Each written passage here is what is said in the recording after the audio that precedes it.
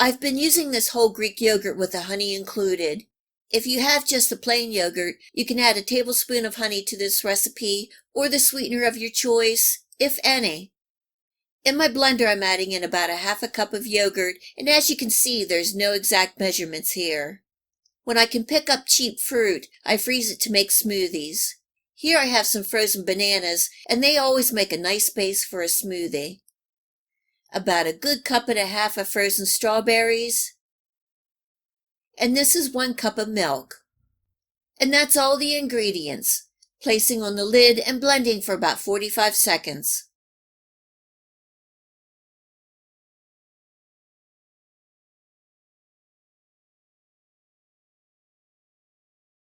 This is such a refreshing treat on a hot, humid day.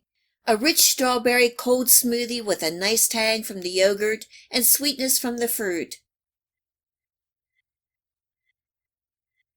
A nice quick on-the-go meal, refreshment, or pick-me-up. I hope you give these easy strawberry smoothies a try and enjoy.